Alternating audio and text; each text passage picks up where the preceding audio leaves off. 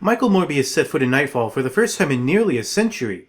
The once proud city was in ruins, its people driven out and replaced by foul beasts and monsters that scurried in the dark alleyways and forgotten corners. A lone, desperate voice cried out to Morbius for help. Help me! The voice begged. It was the voice of a young girl. I'm trapped! Morbius sighed. He didn't need to see her to know who she was. Her pleas had been echoing through his mind for a long time now. You can end it, you know. The blood-headed one's voice came from the shadows. Morbius jumped. You can destroy this nightmare realm and bring the sun back to the mortal world. Help me, Doctor. I won't fall for your lies again, Morbius said. He tried to focus on the young girl, the one whose cries had brought him here. He tried to picture her face, but he couldn't make out her features in the shadows. Help me, please! I'm afraid not, child. Morbius started to turn away, to leave this place of horror and suffering. You can save me, Doctor. The young girl cried out to him. I don't care about the Nightmare Tyrant or the Nightmare Realm. I just want to wake up from this nightmare. Morbius stopped. What happened to your dream? It's not a dream. The young girl said to him, tears filling her eyes. It's real. I don't understand. Morbius said, stepping back. What are you talking about? I can't explain it to you, Doctor. The young girl said to him. I'm sorry. I wish I could. Morbius found where the girl was trapped, buried under some rubble of a collapsed building. He lifted the largest piece and saw her in the darkness. She was still trapped, but she was free. She was free, and she was safe. Thank you. The young girl said to him. I'm so glad you found me. My name is Lisa Simpson. I know who you are. Morbius said. You're the girl who bore the Ring of Solomon, who allowed the Nightmare King to return and nearly destroyed us all. Lisa sobbed. It's true, but all of his power has left me now. I'm just a nobody, just some stupid little girl with a dream. No, child. You are much more than that. What do you mean? How? Morbius knelt down to her level, placing a hand on her shoulder. I cannot tell you that now, He said. but I must know. How did you find yourself in a place like Nightfall? Lisa looked away. I don't know. I just didn't know where else to turn. I couldn't go back home, not after everything I did. I couldn't face Bart and my parents. Where is your home? A place called Springfield. I don't know how to get there, though. Springfield is on the earth, Lisa. Morbius said. That's right, I guess.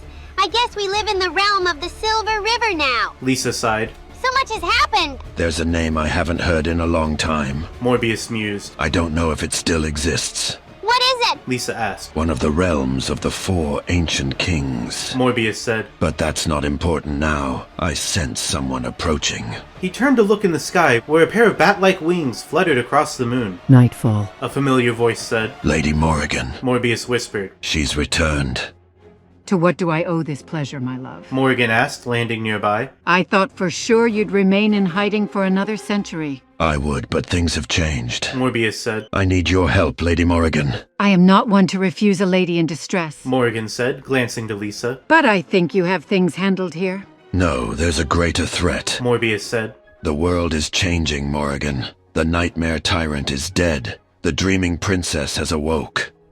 The Nightmare Realm is rebelling against these changes. It's reaching into the stars. That's ridiculous! Morrigan said. I've seen nothing of the sort. I'm not talking about the events of the present. Morbius said. I'm talking about the events of ages past. When the ancient kings united against the vampires, they thought they would be invincible. They thought their combined magic would be enough to destroy us. But we survived. We've survived for centuries, and we'll survive this threat too.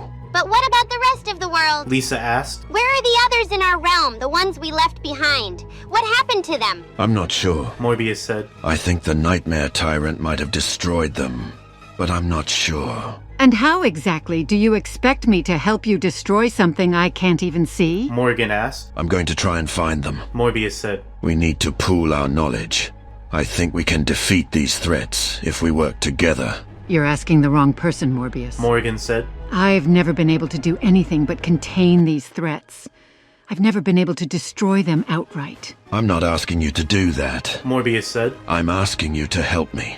Please. If you know of anything we can use against them, any way we can help stop this threat, I need to know. The fate of the world is at stake. Lisa looked scared. I don't understand any of this. I just want to go home. I know, child. Morbius said. Let us take you home first. Perhaps the King of the Silver River can offer some aid as well. Lisa wiped the tears from her eyes. I think I'm ready to go go home now. Then let us travel to the Lost Realm. Morgan said. I think we need to have this discussion face to face. Lisa looked at Morgan, fear etched on her face. Do you think Bart can forgive me? Lisa, I don't know. Morgan said. But I think that you will need all the help you can get if you hope to save the world. Well then, Morbius said, gesturing towards the Nightfall gates. let us begin our journey home.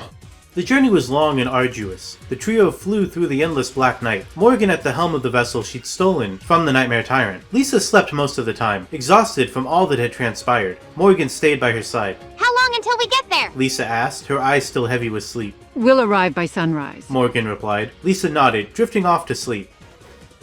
When she awoke, she was in her bed back at the castle, her mother by her side. I'm so glad you're home, Lisa. Marge said. Those nice vampires brought you in. Everything is going to be all right now. Lisa smiled, and even though it was the first time she'd smiled in months, it was genuine. I'm glad to be home too, Mom. Lisa's smile faded as she thought of all the things that had happened in the last few weeks. She sat up and looked at her mother, suddenly feeling an overwhelming sadness. Mom! She began, tears threatening to fall. I'm so sorry I left you and Dad behind. I know I couldn't have done it without a reason, but I'm so sorry I left you behind. I just... There! Marge said, patting her head. Bart says the Ring of Solomon was controlling you, that it wasn't your fault. But it was my fault. Lisa insisted. I let it control me because it felt good. It felt good to be powerful. No, sweetie, it wasn't your fault.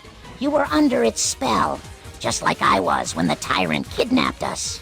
Lisa nodded. She didn't believe her mother, but she knew better than to argue with her about it. I want to make things right again. Lisa said. I want to make things better for all of us. I want to make things better for you and Dad. I know you do, sweetie. Marge said. But first, your little friend wants to see you. My friend? She came by looking for you about a week ago, and we've let her stay here until you returned. Marge explained. Lisa smiled. She couldn't wait to see her friend again. Is she? Lisa began, trailing off. It's me, Lisa. Meg said, stepping into the room bashfully. I'm so happy to see you again. Lisa leapt out of bed and hugged Meg. I'm so glad to see you too, Meg. I missed you so much. I know. Meg smiled. We've got a lot to catch up on. Yeah, let's go downstairs. Lisa said, pulling away from Meg and heading for the door. In a minute. Marge said. I'm just going to check on your father. He's been through a lot recently. What happened? Lisa asked, concern etched on her brow. It's nothing, honey. Marge said. Go see Meg. Lisa nodded and hurried out of her room, down the hallway, and to the stairs. Meg followed close behind, her eyes wide with wonder. When Lisa reached the bottom of the stairs, she turned around to give Meg another hug. I'm glad you're here too. Lisa said. I really missed you, Meg. Meg smiled. So did I. Lisa smiled, and the two girls hurried out of the castle, into the forest, and to the clearing. Hey guys. The duo turned to see that there was another figure in the clearing, one that they hadn't seen in quite some time. Luz? Meg asked, her eyes widening. Yeah. The figure replied. It's me. Lisa and Meg stared at the ghost of their friend, stunned. Lisa was at a loss for words, while Meg's eyes began to tear up. I'm so sorry, Luz. Meg said. I know I should have told you about this place, but I was afraid. I know, Meg. I get it. I really do. Are you really here, or am I just dreaming? Lisa asked. I'm really here. Luz said. I can't believe I get to see you guys again. I've missed you so much. We missed you too. Meg said. So what happened to you? Lisa asked. I died. How? I don't know. I just You just what? fell through a hole in the sky. I didn't land hard, and I didn't die straight away, but I died eventually. That's crazy. Lisa said. I know. Luz replied. But it's also kind of awesome, isn't it? I guess. Meg said. So are you happy to be here? Lisa asked. I'm happy to be here with you guys. Luz said. I'm actually here to talk to you about something. Is it about the ghost apocalypse? Meg asked. Yeah, Luz said. but it's more important than that. What is it then? Lisa asked. I want you girls to find a way to bring me back to life. Lisa and Meg stared at Luz in shock. Bring you back to life? Meg asked. But how? I mean, how could we bring back someone who's been dead? I don't know. Luz replied. I only know it's possible. But Lisa said. you died. How could we bring you back? Because it's possible. Meg said. That's all that matters. She's our friend, Lisa. I know. Lisa said. And she's a ghost. I know. Meg said. Luz looked at the girls. I have faith that you can do it. I know you will. So will you? Lisa and Meg looked at each other, then looked at the ghost of their friend. The decision was made. Yes, Luz. Meg said. We'll try. We promise. Lisa added. Luz smiled, a genuine, warm, and comforting smile. Thanks, girls. I really appreciate it. We're glad to help. Lisa said. So, Meg said. Ghost Apocalypse, what's the plan? Lisa shook her head in disbelief. I think I know someone who can give us some answers. Let me tell my parents, and we'll head out to see the Butt Witch. Okay. Meg said. Meg and Lisa walked back to the castle and returned upstairs. They washed their hands, changed into their best outfits, and headed downstairs again. Marge and Homer were waiting for them. I can't believe it's really you, Meg. Marge said. You look beautiful. So do you, Marge. Meg smiled. Where's my daughter? Homer asked. I'm right here, Dad. Lisa said. Meg and I are going on a journey to help our friend. To bring a ghost back to life? Yes, Dad. Lisa said. How? I have no idea, Dad. Lisa said. It's a mystery. A mystery? Homer said. That's a wonderful phrase. I have to write it down. It's a wonderful phrase, isn't it, Lisa? Yes, Dad. Lisa smiled. Okay, then follow me. Homer led the way to the kitchen, where a very worried-looking Bart was waiting. Bart, Homer said. have you seen my good china? No, sir. Bart said. Well, look sharp, boy. We're going to the East Coast. For what reason, sir? Bart asked. I'm going to invite President Clinton to dinner. Homer said. Oh, Dad. Bart said. Clinton only eats ketchup on his burgers. So what? I'm offering him caviar and champagne. Now get the china. I'm sure there's some in the hall closet. Okay. Lisa and Meg left Homer to whatever it was he was planning with Bart, and returned to Marge. Will you two be safe on your own? Marge asked, concerned. Oh, we'll be fine, Marge. Meg said. I hope so. Lisa added. Because I don't want to have to drag you home if something happens. Maybe I should go with you. Marge said. No, Mom. Lisa said. You stay here.